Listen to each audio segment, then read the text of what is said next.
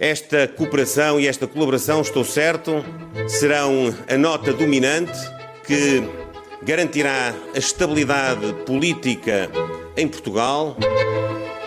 Viva! Está com o Expresso da Manhã. Eu sou o Paulo Baldaia.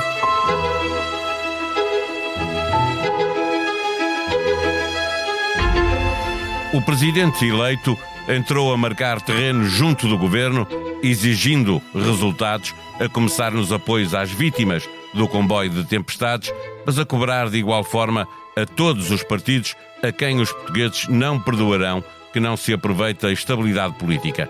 Seguro aparece alinhado com Montenegro na ideia de que vamos ter 3 anos e meio sem eleições, mas a estabilidade política para o presidente eleito tem de servir para resolver os problemas. Este é um presidente que promete falar pouco para que a sua palavra tenha força e que promete também que a falta de soluções terá consequências. Seguro, afirma-se livre, sem amarras, independente e oferece esperança para construir. Esta é aquela eleição, no entanto, de que se esperavam 2 vencedores. O eleito Presidente da República e um vencido, mas que se autodenomina líder da direita, bastante para isso que obtivesse uma percentagem superior à conseguida por Montenegro nas legislativas do ano passado. O objetivo foi atingido, mas como ficou aquém em número de votos, essa vitória não é total. Ventura saiu a defender que os portugueses o colocaram no caminho para governar este país e a garantir que isso vai acontecer em breve. A instabilidade que Ventura pretende criar vai, por certo, esbarrar na vontade do Primeiro-Ministro e do Presidente eleito de levar esta legislatura até ao fim. E o PS de José Luís Carneiro, que vai agora relegitimar-se internamente, com diretas já no próximo mês, tem todo o interesse em evitar eleições antecipadas. Para fazer a leitura dos resultados destas presidenciais, conversamos com o diretor adjunto do Expresso, David Diniz. Não tens a sensação que o teu telemóvel ouve as tuas conversas? Sim, às vezes até parece que sabe o que vou jantar. Não se preocupe. A app Caixa Direta Empresas não ouve conversas, mas ouviu as empresas. As suas funcionalidades mais inovadoras são baseadas nas sugestões dos nossos clientes. Pagamentos com fotografia, pesquisa inteligente de movimentos e notificações em tempo real. Esta é a app desenhada com a experiência de quem a usa, feita para quem lidera. Faça o download. Caixa, com o banco certo ao seu lado, a sua empresa cresce. Caixa Geral de Depósitos S.A., registada junto do Banco de Portugal sob o número 35. Viva David Diniz, nestas presidenciais tivemos 2 vencedores ou um vencedor e um vencido? Tivemos um vencedor, claro, e tivemos um vencido que sai com algumas razões para ter esperança num futuro ainda melhor. Mas o vencedor é mesmo claro. António José Seguro duplica a sua votação. Eu acho que é importante anotar que ele de facto ultrapassa o que tinha sido o resultado histórico de Mário Soares, mas isso tem um contexto. E o contexto é, esta segunda volta das eleições presidenciais foi na prática um referendo a André Ventura. E portanto são circunstâncias especiais que Soares não tinha naquela outra eleição, que de resto era uma reeleição e contra um candidato do centro, que era Joaquim Ferreira do Amaral, não tem a menor comparação. Dito isto, este resultado para Seguro não deixa de lhe trazer um sabor especial, que lhe entrega um poder especial. É que 66% correspondem a uma maioria constitucional.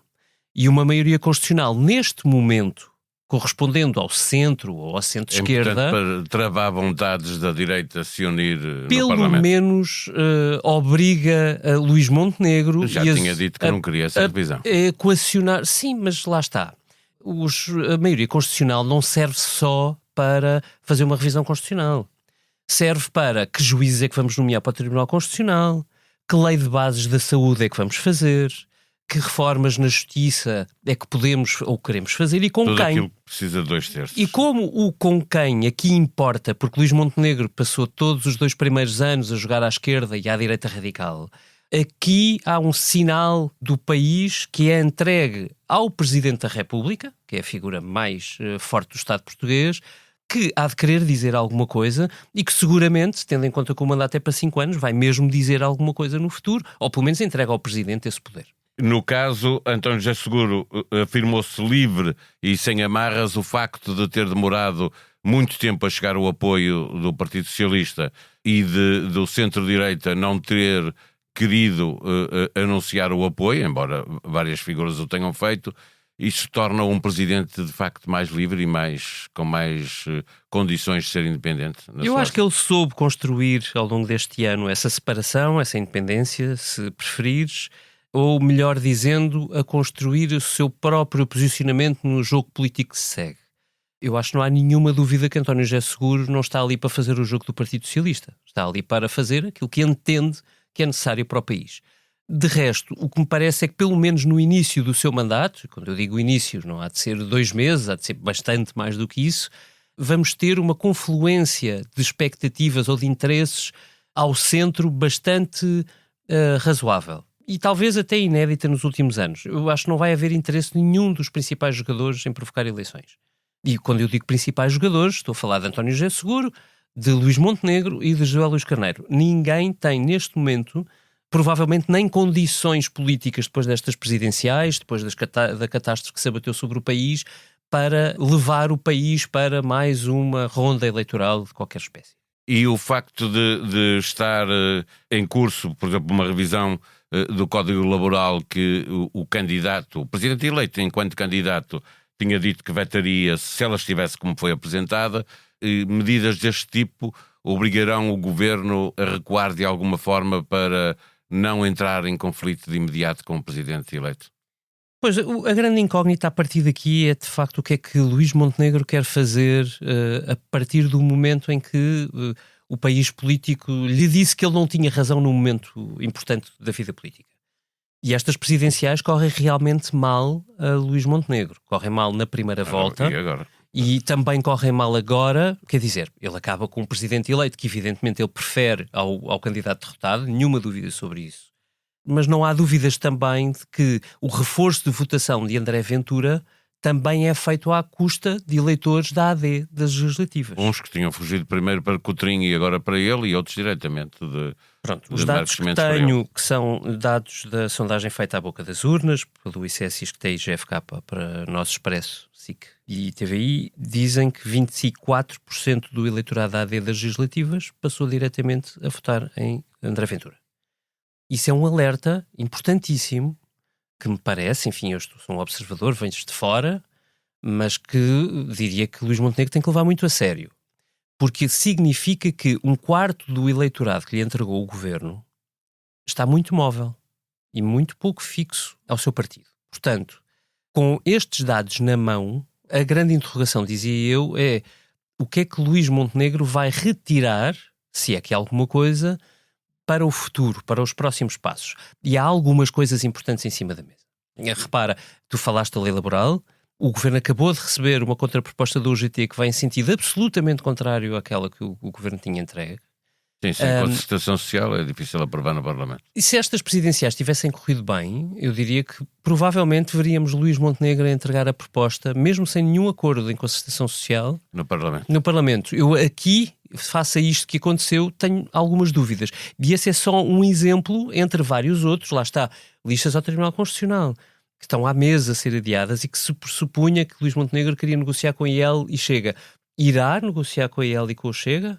São só pontos de partida, porque há muitas outras coisas... A obrigar pelo menos a repensar naquilo que estava a ser construído. Porque o governo negociou muito à direita radical. Agora, se começa a haver votos a sair para o líder da direita radical... Mas há duas componentes, porque tu referes que há 24% do eleitorado que votou AD há 9 meses a ir diretamente para o Chega, mas significa que há 3/4 que estão a dizer, pergunto... Isso diz-nos outra coisa. Que se deve afastar do Chega, que não deve privilegiar o Chega? Isso diz-nos outra coisa, que é a maioria do eleitorado da AD continua firme no não é não. No não é não. Ou na antítese de André Ventura. Agora, o perigo é perder 24%. Se estes 24%, uma boa parte deles terão votado pela primeira vez em André Ventura. Vamos pressupor isto, porque Ventura partia mais atrás, face a estes de 1,3 milhões de votos, que agora são 1,7. Portanto, a partir do momento em que alguns eleitores aceitam votar em André Ventura, que é alguém que tem uma taxa de rejeição ainda assim muito grande, A dúvida é, na próxima eleição, se também não estarão predispostos a votar outra vez. Sobretudo, se a condução política do governo em assuntos decisivos no dia-a-dia dos portugueses, como sejam a saúde ou a segurança interna, continuarem a mostrar fragilidades muito grandes. Portanto, eu diria que as preocupações de Luís Montenegro provavelmente neste momento estarão a redirecionar-se também com a perspectiva de que terá tempo agora para acertar as agulhas. O Luís Montenegro disse isto na noite destas presidenciais, falou de 3 anos e meio pela frente sem eleições. E o Presidente eleito também. E o Presidente eleito também. E lá está, uma confluência de interesses. O derrotado, meio vencedor, porque teve aquilo que pretendia, saiu de lá da noite eleitoral a afirmar-se como líder da direita, já estávamos à espera disso, mas a prometer alguma instabilidade, porque ele diz que mais mês, menos mês, em breve vamos governar este país. André Ventura continua a ser quem mais vontade tem de provocar eleições legislativas. E eu diria que para ele, André Ventura, quanto mais cedo melhor. Primeiro porque o ritmo da direita populista vive disto, ou seja, cresce mais quanto mais presente está, quanto mais instabilidade existe, quanto mais problemas existem. E em segundo lugar porque ele retira daqui alguns sinais importantes e positivos para ele. Eu tive de fazer algumas contas porque eu acho que é importante, quando falamos das presidenciais, comparar votos em território nacional com as legislativas. Porque nas legislativas é muito mais fácil votar fora de Portugal do que em presidenciais. Portanto, a melhor base de comparação é olharmos para os votos em território nacional. E Ventura, nestas presidenciais, segunda volta, fica sensivelmente 220 mil votos da AD em território nacional nas legislativas de maio. Não são muitos votos, e nós sabemos que André Ventura, por exemplo, nos votos fora do país, tende a vencer as eleições. Portanto, tende a recuperar terreno se estiver em desvantagem. Tem poucos deputados, não é? Tem, mas não deixa de ter votos. Estamos a falar em número de votos. Isto é, André Ventura volta a conquistar teto. Nós estamos sempre a falar do teto do Chega. Aqui mesmo contigo já falei do teto do Chega várias vezes. Ele continua a levantar o seu votos teto. Vai crescendo. 1.700.000 votos é muito voto. Mesmo muito voto. Aproxima-se da barreira psicológica dos 2 milhões. Embora não chegue lá, o que evidentemente era a sua grande expectativa. Pode dizer que em percentagem de votos conseguiu um número muito significativo, e é verdade, teve mesmo, 33%, é 1/3 do país que já não rejeita e vota mesmo em André Ventura. E atenção, são mesmo muitos votos porque a participação voltou a ser muito elevada.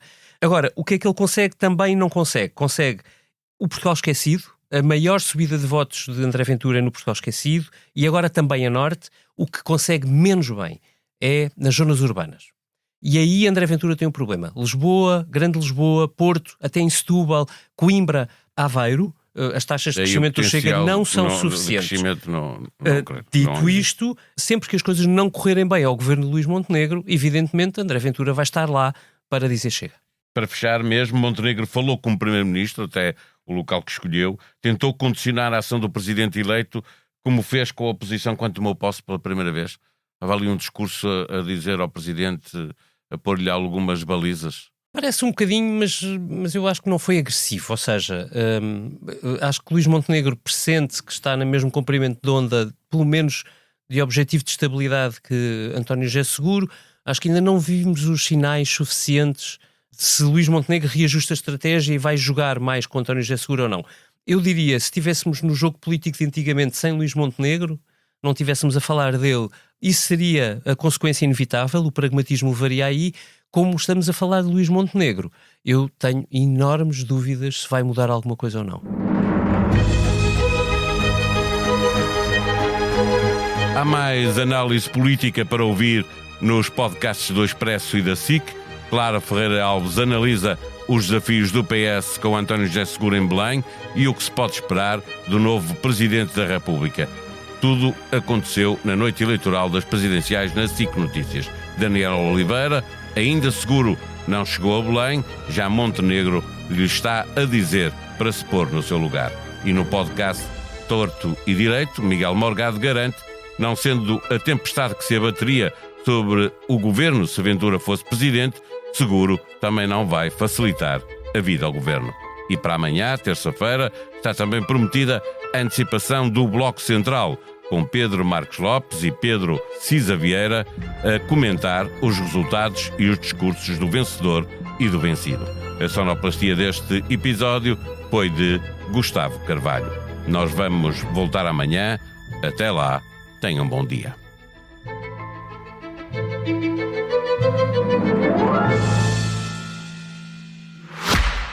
Não tens a sensação que o teu telemóvel ouve as tuas conversas? Sim, às vezes até parece que sabe o que vou jantar. Não se preocupe. A app Caixa Direta Empresas não ouve conversas, mas ouviu as empresas. As suas funcionalidades mais inovadoras são baseadas nas sugestões dos nossos clientes. Pagamentos com fotografia, pesquisa inteligente de movimentos e notificações em tempo real. Esta é a app desenhada com a experiência de quem a usa, feita para quem lidera.